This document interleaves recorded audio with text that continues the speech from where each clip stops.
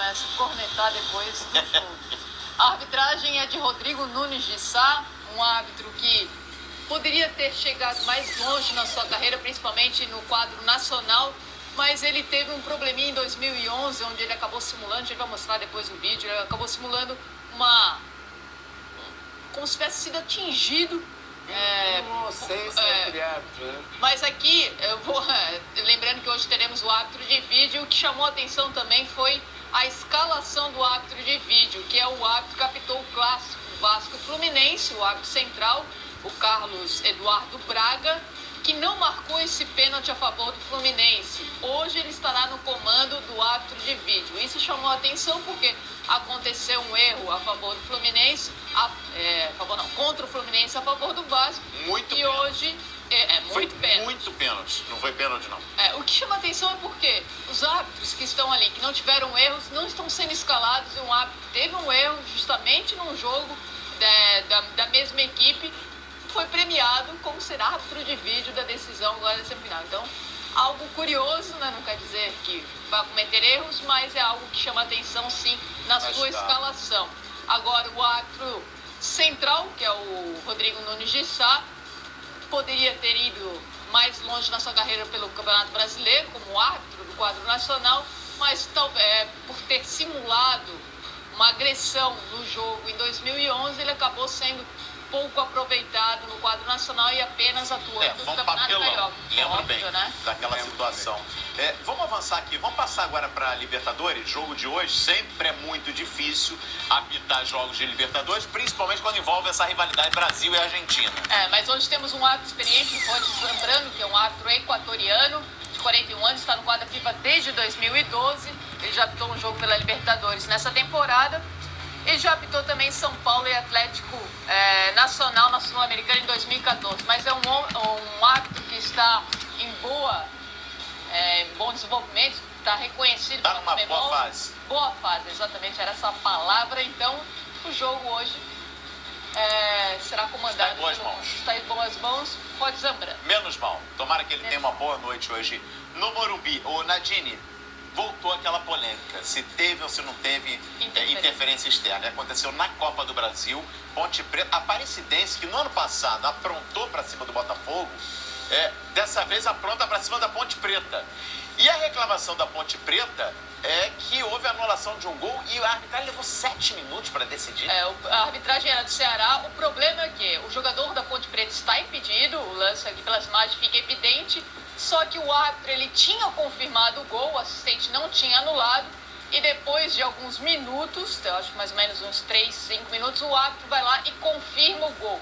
Só que nesse momento, onde ele tinha validado o gol, os jogadores, a comissão técnica do Aparecidense começou a entrar em campo e quase agrediu o árbitro, teve que chamar o policiamento, então o jogo ficou paralisado por muito tempo, para depois ele confirmar o gol. E aí estão dizendo, quem avisou o assistente que o jogador estava impedido? Porque se ele não tinha visto, teve ou não interferência externa, começa a dizer que o delegado da partida poderia ter conversado com o assistente. Pois mas olha aqui, vamos ver como é que foi essa classificação aí, porque mais uma vez, um resultado que chama a atenção da Aparecidense, né? Fez de vítima o Botafogo no ano passado e agora, com esse gol aí do Ederson, rapaz, bateu, teve desvio ali, né? Matou o goleiro da Ponte Preta lá. Gol da Aparecidense, né? Do Jorginho como técnico, né? Não foi nada. E efetivamente, agora, porque ele já esteve no estádio na vitória sobre o São Paulo, mas agora realmente, de fato, comandando a equipe na beira do campo, eliminada a Ponte Preta da Copa do Brasil. Jogo único, a Aparecidense como mandante, precisava vencer para avançar, e aconteceu. Nesse jogo aí, polêmico. Tá aí, mais uma vez, o gol do Ederson. Nadine Bastos, valeu muito, obrigado pela participação hoje aqui. Você volta logo mais na Libertadores, né? Na Libertadores, hoje à noite, a partir das 7 horas, Universidade do Chile e Melga. Bom trabalho para você, Nadine. A gente aguarda aqui do Bom Dia Fox. Valeu, Nadine, muito obrigado. Paulo, muito obrigado pela participação hoje. Valeu, galera, um bom dia para todos e acompanhe com a gente aí a Nadine e toda a nossa equipe nas partidas da Libertadores da América. Um abraço, irmão. Boa quarta.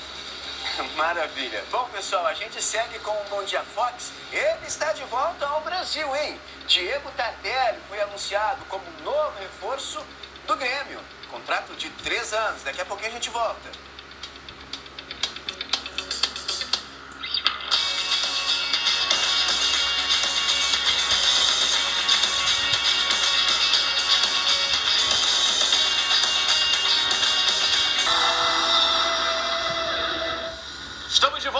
Bom, bom dia Fox quarta. Estamos aqui repercutindo muito a classificação do Atlético Mineiro e tem o São Paulo hoje decidindo o futuro também na Libertadores. Aliás, deixa eu fazer uma correção. Abílio Barbosa, valeu, meu amigo. Obrigado. Mandou aqui na hashtag Bom Dia Fox. Cadê? O Galo, por ser melhor no ranking, vai decidir em casa contra o Defensor. Primeira partida no Uruguai. E não em Minas, como você disse há pouco. De fato, disse sim, Abílio. Obrigado. Estou corrigindo. Tem razão. O ranking é critério nessas fases de Libertadores, e o Galo vai fazer a segunda partida, portanto, em Belo Horizonte. Siga participando aí, siga ajudando. Vocês fazem o Bom Dia Fox com a gente, já. A estreia do Grêmio, o Imortal, vai ser no dia 6 de março. O Grêmio que está no grupo H contra o Rosário Central.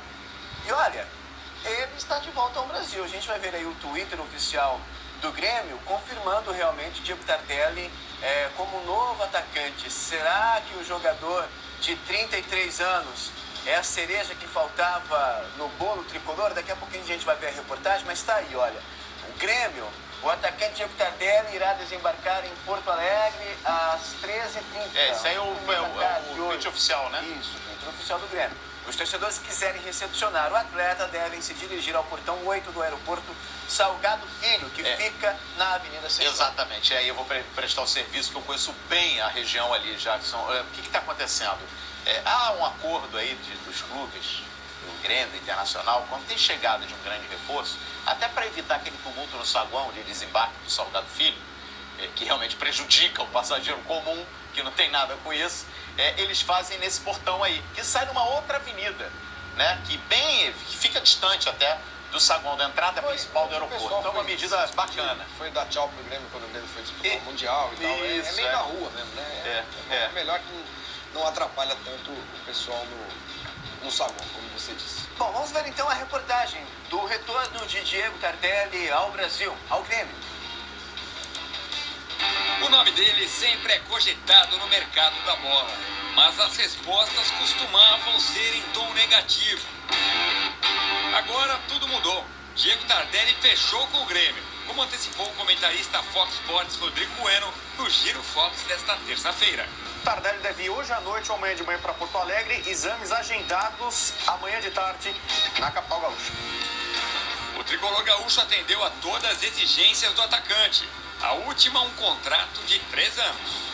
O salário estimado gira em torno de R$750 mil, o que coloca o reforço no mesmo patamar dos jogadores mais valorizados do clube, como Jeromel e Luan.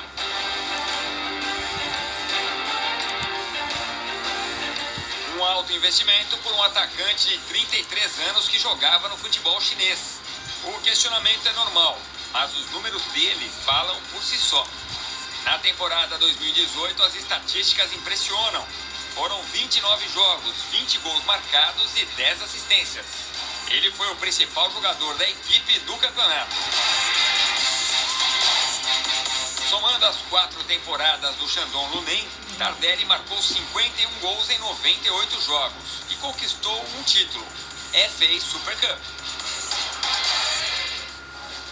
Com o sim ao Grêmio, o atacante busca reviver na arena seu principal momento na carreira, que foi com a camisa do Atlético Mineiro. Em 2 passagens, Tardelli virou ídolo da torcida. Formou um quarteto de respeito com Ronaldinho, Bernard e Jô e levantou 3 títulos: Libertadores, Recopa Sul-Americana e Copa do Brasil. Tardelli, contrato de 3 anos, portanto, chegando aí em Porto Alegre, tá em Itapema, né? Bem pertinho ali. No litoral catarinense, desembarca hoje em Porto Alegre. Ô Flávio, a gente fala pouco aqui, hein? A gente fala muito do Palmeiras, a gente fala muito do Flamengo, a gente fala do Cruzeiro, que é muito forte. Mas esse Grêmio, ele tem o Luan, que há bem pouco tempo atrás foi eleito pela Conmebol o melhor jogador da América. Ele tem o Everton Cebolinha, que se não fosse a lesão, hoje estaria aí num patamar muito acima, a lesão no ano passado, né? É um dos principais jogadores em atividade no Brasil. Está mantendo um grupo forte e o mesmo comando, a melhor zaga, Jeromel e Kahneman. E o comando técnico mantido. Esse Grêmio aí não está pintando aí como um seríssimo candidato mais uma vez na Libertadores e nas outras competições que disputar? Sim. Eu vejo hoje 4 clubes muito poderosos, 4 times muito poderosos no Brasil. Flamengo, Palmeiras, não estou dando nenhuma ordem, tá? Não precisa ficar magoadinho se eu falar por último o seu time. Cruzeiro, Grêmio, Flamengo e Palmeiras são os 4 grandes times hoje do Brasil. São os 4 grandes, os clubes mais poderosos em termos de investimentos, em termos de resultados também nos últimos anos. E o Grêmio, que veio perdendo um ou outro jogador aí não houve desmanche, mas perdeu um ou outro jogador importante desde a sua campanha vitoriosa na Libertadores, se reforça muito bem. Todo mundo queria o Tardelli. É um jogador muito vitorioso, um jogador que ele queria ficar na China, né? Ele acabou entrando na disputa de muitos times brasileiros, porque no fim das contas ninguém na China quis ficar com o Tardelli.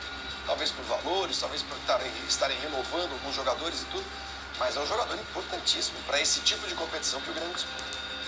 Bom, campeão da América, né? Bicampeão da América. São Paulo 2005 e o Galo 2013, e sendo importante nas 2 conquistas. Sim.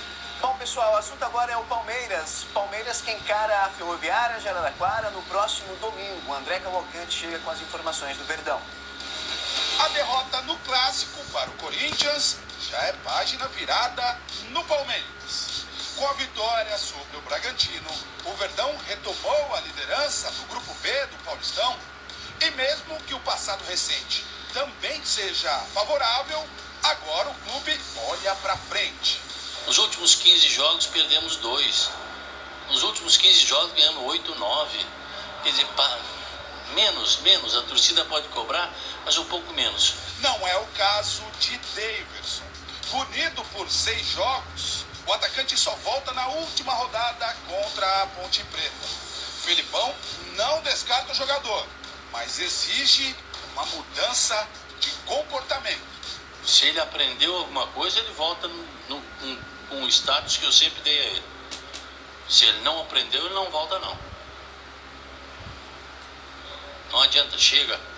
Até lá, Borja poderá ser o único centroavante inscrito na competição. Poderá porque o colombiano recebeu sondagens da China e pode deixar o clube. Conversou, a gente sabe que é um grande jogador, né? Um grande atacante. A gente conta com ele aqui, mas que ele faça a melhor escolha para ele, para a família dele. Se tiver que ficar, a gente vai ficar feliz. Se ele tiver que ir também, a gente vai entender que sabe que é uma coisa que vai mudar a vida dele. Enquanto nada se oficializa, Arthur Cabral e Ricardo Goulart, concorrentes de Borja, seguem sem condições de jogo. Goulart é o que está mais próximo de ser liberado pelo departamento médico. Ele deve ser o último inscrito por Felipão no Campeonato Paulista. Goulart vem trabalhando melhor, bem, já tem uma possibilidade boa. O Arthur agora está recuperando para daqui, quem sabe, uns 7, 8, 10 dias começar a treinar normalmente, junto com a equipe. E aí a gente vai ver, vamos esperar.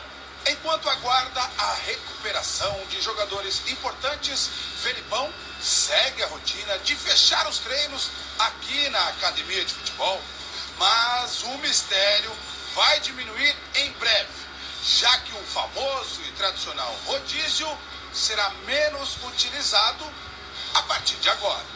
Quando nós começamos, eu não coloco o pensamento, mas eles sabiam que os 6 primeiros jogos jogariam 3 jogos uma equipe, 3 jogos praticamente outra equipe, que um ou outro repetiria, e a partir do 7º jogo, onde eu vou trocar novamente, montar o 7º para 8º em diante, as modificações serão bem menores, 3, 2.